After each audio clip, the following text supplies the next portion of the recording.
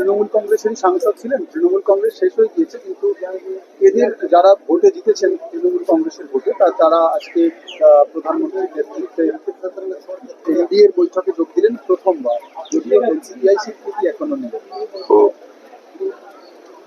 যারা নির্বাচিত হয়েছিলেন তারা তৃণমূলের প্রতীকে নির্বাচিত হয়েছিলেন ঠিকই, কিন্তু তারা একটা নতুন দলের এখন অংশীদার হয়ে গেছেন।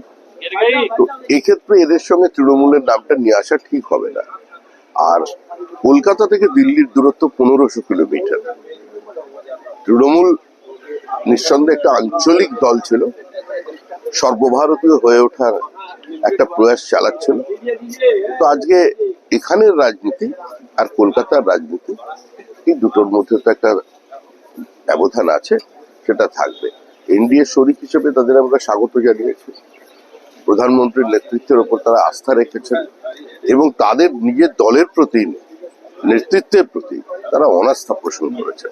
দেখুন, তৃণমূল কংগ্রেস দল হিসেবে কতটা অন্তঃসার শূন্য ছিল এবং সেই দলের নেতৃত্বের উপরে নির্বাচিত জনপ্রতিনিধিদের কোনো আস্থা ছিল না, এটাই আজকে সামনে চলে এসেছে। আসলে তৃণমূল কংগ্রেস নির্মূল হয়ে গেছে, তৃণমূলের কোনো অস্তিত্ব নেই।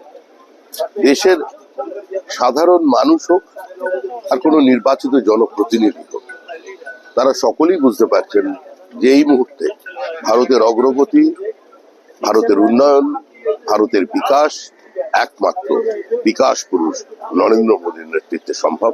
তাই সবাই এনডিএর প্রতি আকৃষ্ট হচ্ছেন। এনডিএ শিবিরের বৈঠকে গেলেন প্রথমবার, কি বলবেন, কেমন লাগলো, কি দেখলেন? খুব ভালো, খুব ভালো। এটা হচ্ছে ওরা আমাদেরকে প্রথম বলে নতুন নতুন বন্ধু আমরা, তো সেই হিসেবে ওরা ইন্ট্রোডিউস করেছে এবং কি কি কাজ হচ্ছে, কি কি গভর্নমেন্ট কি কি কাজ করছে, কোথায় কোথায় ভালো হয়েছে এবং কি কি বিল আসছে, কিভাবে আসছে, সেগুলো নিয়ে ডিটেলস ডিসকাশন করেছে। এটা খুব অর্গানাইজ পার্টি মনে হলো এবং এটা দরকারও।